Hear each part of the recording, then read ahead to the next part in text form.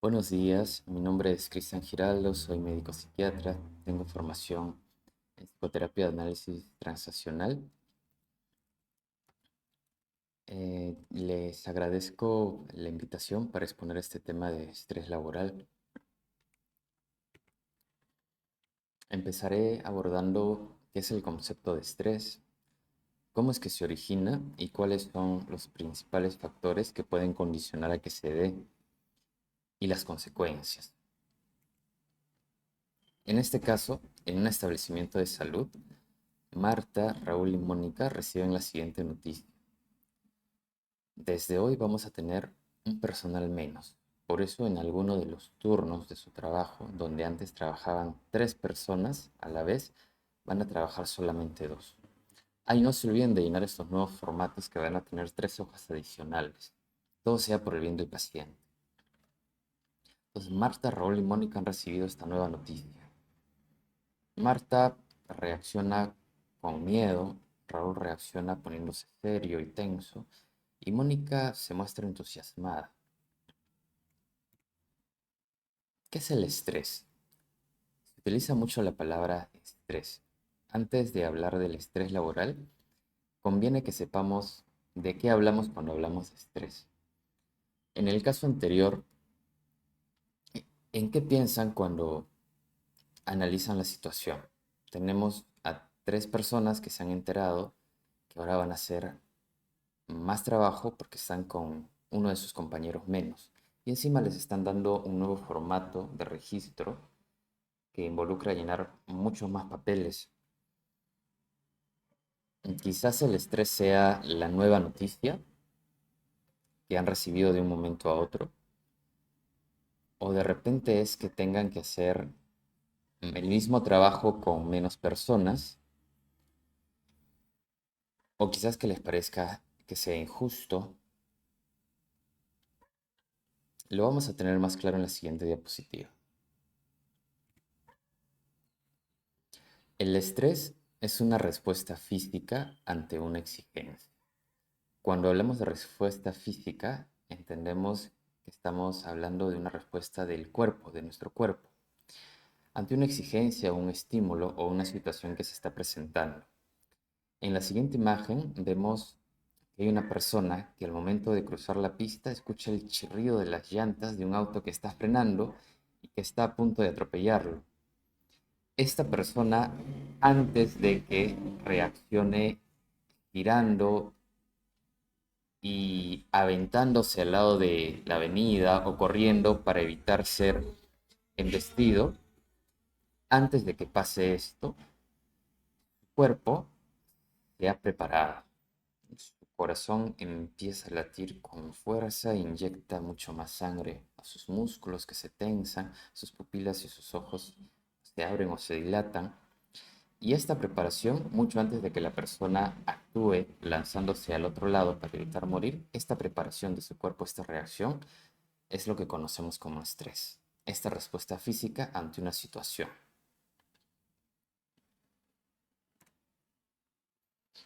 ¿Y cómo es que se da esta respuesta? En el anterior ejemplo fue el sonido de un auto al frenar, pero podría ser otra situación distinta. De repente podría ser que la persona se está dando cuenta que su mujer está cerca y está a punto de descubrirlo de que está cometiendo una infidelidad. O de repente podría ser su jefa con que tiene muchos problemas, pero hoy día está de turno y va a hacer la supervisión del servicio porque van a recortar personal. O de repente es la mujer de sus sueños. Esta persona, este señor, a través de sus 5 sentidos, el tacto, la vista, el olfato, el gusto, la audición, evalúa la situación, su cerebro entiende de qué se trata y de forma automática, porque es una respuesta biológica, manda señales a través del sistema nervioso autónomo, sistema nervioso simpático, utiliza neurotransmisores como la adrenalina y la noradrenalina y hace que su corazón bombee y nuevamente reaccione de la misma manera. Así los estímulos sean distintos, el sonido de un auto que lo va a atropellar, jefa, su esposa, la mujer de sus sueños, la reacción no es muy distinta, es bastante similar en su cuerpo. A esta reacción, a esta respuesta física es lo que llamamos estrés ante un estímulo. El estímulo sería el auto o cualquiera de las tres mujeres. La reacción es rápida e inmediata. Prepara a la persona para que pueda afrontar la situación, ya sea huyendo porque lo van a descubrir o porque corre riesgo de ser atropellado, o ya sea enfrentándose a una situación que le parece injusta o defendiéndose o conquistando.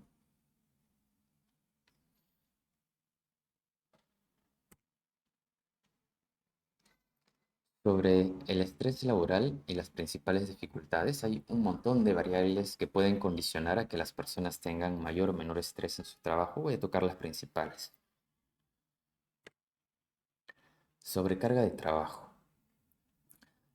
Usualmente cuando las personas están en sobrecarga de trabajo es porque empiezan a manejar más tareas de las que realmente pueden manejar de forma tranquila o saludable.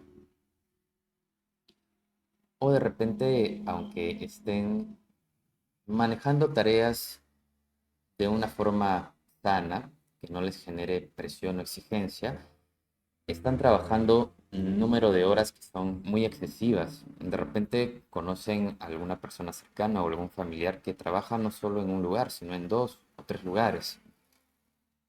Y aunque quizás el trabajo no sea demandante, por número de horas la persona también se sobrecarga.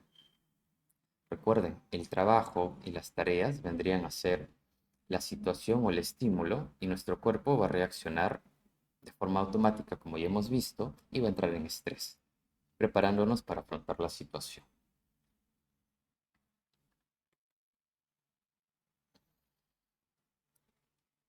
En el trabajo, para que las personas entren en sobrecarga laboral, se pueden presentar en general dependiendo de dos situaciones. Una de ellas serían los factores externos u organizacionales, es decir, las condiciones de trabajo, y otros serían los factores internos o individuales, es decir, que ya no depende de la forma de cómo se lleva el trabajo, las condiciones del trabajo, sino que hay características propias, mías o de cada personal de trabajo que puede hacer que entre con mayor o menor facilidad en una reacción de estrés. Sobre los factores externos u organizacionales, es decir, las condiciones de trabajo, uno de los comunes o más frecuentes es el ahorro de personal. Puede suceder de que las personas que están a cargo de contratar personal para que el servicio funcione de manera adecuada ahorran personal. Es decir, que las personas que sí están contratadas en este servicio van a tener que hacer el mismo trabajo con menos personas. Es decir, mucho más esfuerzo para culminar las tareas en el mismo número de horas. Esto ya es una demanda mayor, una exigencia mayor que favorece a que el cuerpo reaccione con estrés. Otro de ellos es la mala programación o dimisión del trabajo. A veces en algunos servicios, o dependiendo también del trabajo, los encargados de programar las tareas a cada persona buscan que todos lo hagan de la misma manera. Todos tienen que hacerlo por igual. O todos tienen que rotar por igual por las mismas áreas y hacer las mismas tareas. Como si todas las personas fueran iguales, y no es así. Hay personas que tienen habilidades y buenas capacidades en determinados aspectos que podrían funcionar mucho mejor en determinadas tareas o áreas. Y como nadie es perfecto, podrían también tener dificultades o debilidades que no les van a favorecer estar en determinadas tareas o lugares. Y el querer que todos hagan lo mismo por igual o de la misma manera, más bien haría que las personas entren en mayor estrés y se desaprovecharía la capacidad o el potencial que tienen para hacer el trabajo según sus propias características. Otro factor es tener un jefe perseguidor. ¿De qué hablamos de jefe perseguidor? Es decir, es una persona que está muy atenta al error o a los defectos del trabajo de las personas que tiene a cargo. Y si sus trabajadores están empezando a hacer el trabajo de una buena manera, no lo felicitan o toman muy poco en cuenta el buen trabajo que se está haciendo. Están muy atentos a la falla, al error y a través de eso estar persiguiéndolos. Otra forma de estímulo para que las personas entren en estrés. El que tengan trabajadores que no estén capacitados o sean poco competentes en hacer sus tareas va a sobrecargar a las personas que sí lo están o van a entrar en estrés al llegar a su turno de trabajo y decir, ahora con qué problema tengo que- que llevarme yo, qué problema voy a resolver porque mis compañeros que no están calificados quizás no estén haciendo las tareas de una manera correcta y yo tengo que hacerlas ahora bien. Puede generar conflicto entre las personas. Y si de por sí ya tienen un jefe que es perseguidor y que está muy atento a las fallas, que es poco tolerante, es probable que estas personas que tienen más experiencia sean también poco tolerantes con las personas que están poco calificadas y en vez de trabajar en equipo para ayudarse, más bien también empiecen a perseguirlos. A veces se crean subgrupos en el trabajo. El grupo de las personas con mucha experiencia o el grupo de las personas con poca experiencia. El grupo de los nombrados o con contratos fijos, el grupo de las personas que están por terceros o por contratos temporales, el grupo de los mayores de 50 o el grupo de los que tienen 25 a 30 años y se subdividen por grupos cuando en realidad muchas de las personas pasan más tiempo o igual tiempo dentro del trabajo que en sus casas. Y el trabajo podría equivaler a ser un segundo hogar, porque al final todos viven bajo el mismo techo y se beneficiarían de trabajar en equipo en vez de estar teniendo rivalidad. Otro factor son los cambios en general, que hayan cambios de personal, que ingrese personal nuevo, que trasladen a todo el equipo de trabajo a un nuevo ambiente físico, que ingresen nuevos aparatos o instrumentos a los cuales se tienen que adaptar, o que se malogren los aparatos, se malogre el ascensor y tengan que adaptarse a esas situaciones. Cada uno de ellos, aunque quizás pueda parecer eh, de una magnitud no grande, se van acumulando, influyen a dar un poco más de exigencia, ya que las personas reaccionen con estrés.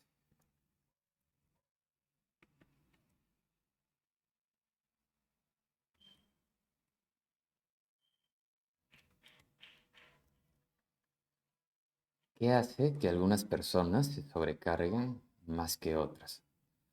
Porque aunque los factores externos, como las condiciones laborales, favorezcan en mayor o menor medida que las personas tengan estrés, conocerán que probablemente tengan compañeros que se estresen con mucha más facilidad que otros.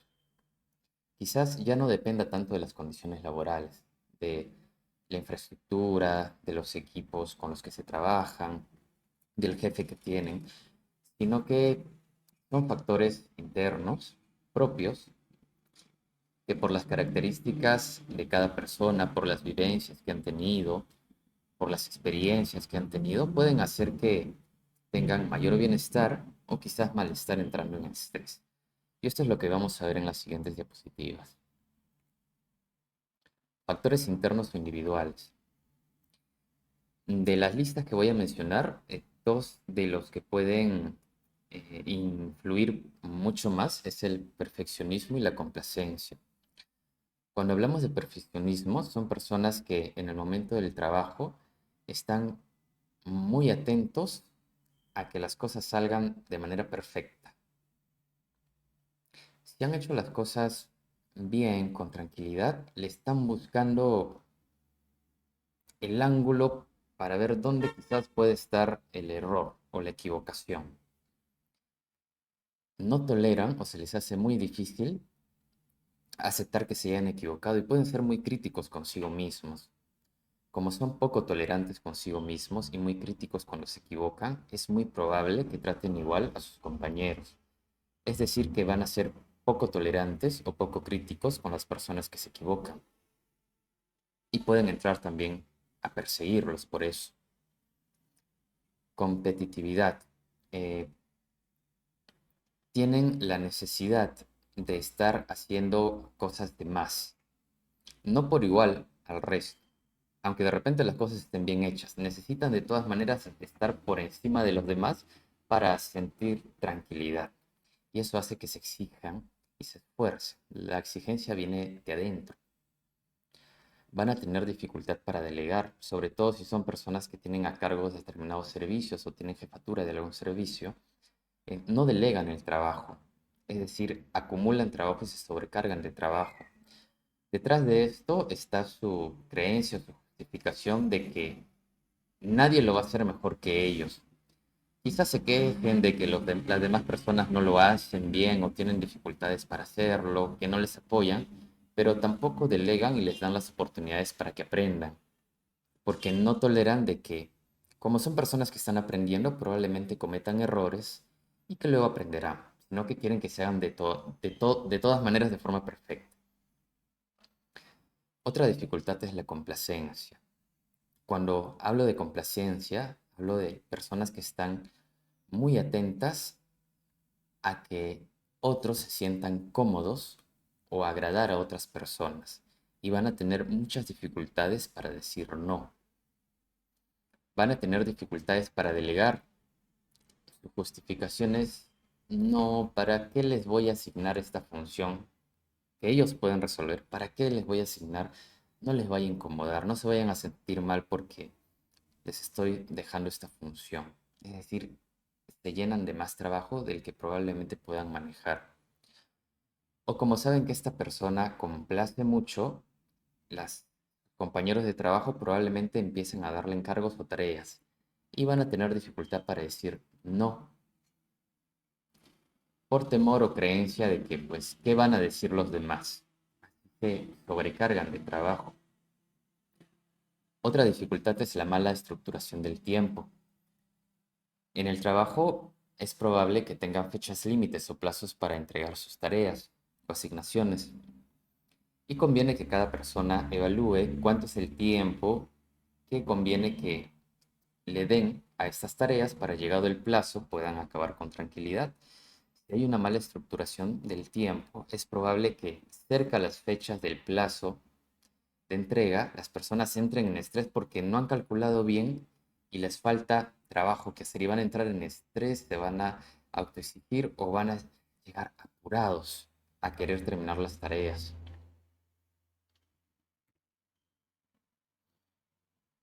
Ambición económica y de estatus.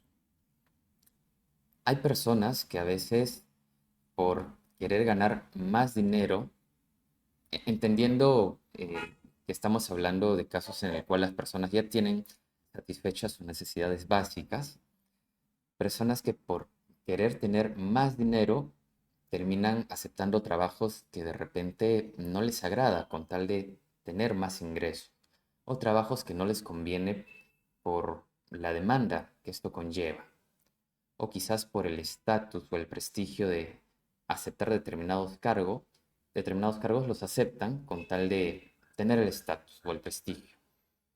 Así sean trabajos que realmente no les generan alguna satisfacción personal por el hecho de hacerlo. Y esto ya genera estrés. Falta de afecto y protección. Mm, Todo ser biológico, en especial los mamíferos, necesitamos estar tocados, necesitamos recibir cariño. Es algo natural.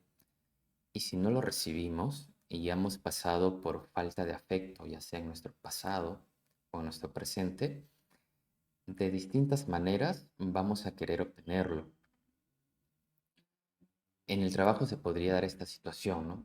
Mira, ahí viene Juancito, que es bastante trabajador, ¿no? Él hace doble turno y no se cansa, él suda la camiseta. Nadie como Juancito. Se esfuerza y se saca la mugre, trabaja duro. Ni va a ver a sus familiares, pero trabaja bastante. o nadie como Socorro. Socorro siempre tan buena ella. Nunca dice no. Si ustedes necesitan ayuda, pídanle ayuda a Socorro. Ella, así esté muy ocupada o cansada, les va a ayudar. Nunca les van a decir que no. Aunque sea así, con reconocimiento se sienten queridos. Mucho de estos puede venir por parte de modelos familiares. Es decir, de pequeños vieron cómo papá y mamá probablemente trabajaban mucho o en exceso. Quizás no paraban en casa o el poco tiempo que estaban con ellos no compartían afecto, no decían directamente te quiero, o no los tocaban, o no daban afecto físico. Y estos papás que regresaban cansados a casa, quizás la forma de cómo recibir cariño era en forma de reconocimiento por sus familiares, que les decía, mira, ¿no? Ahí viene el hermano trabajador o el familiar trabajador. De repente así recibían reconocimiento. Y luego de llegar a casa, se buscaban hacer más tareas. Quizás eran los encargados de solucionar los problemas de sus familiares. Así de repente sus familiares ya estén grandes, adultos y con familia, eran los que se ponían el trabajo de resolver los problemas de la familia. Es probable que si las personas han involucrado mucho de sus horas de vida en el día a día en el trabajo, es muy probable que hayan descuidado otras áreas, como las de pareja, el área social o de amistades, del tiempo libre, y así se quejen de estar en el trabajo y trabajar mucho, como no han desarrollado las otras áreas, si se quedaran sin trabajo no sabrían qué hacer. De ahí que muchas personas cuando llegan a su jubilación pueden entrar hasta en crisis, porque como lo único que desarrollaron era su área de trabajo, es como si se quedaran sin un piso por donde saber caminar, porque lo único que tenían en su vida era el trabajo. Es decir, vivían para trabajar. Y no es que trabajaban para disfrutar su vida, ya sea en pareja, en familia, con los amigos o amistades, o en otras actividades de tiempo libre que les genere satisfacción.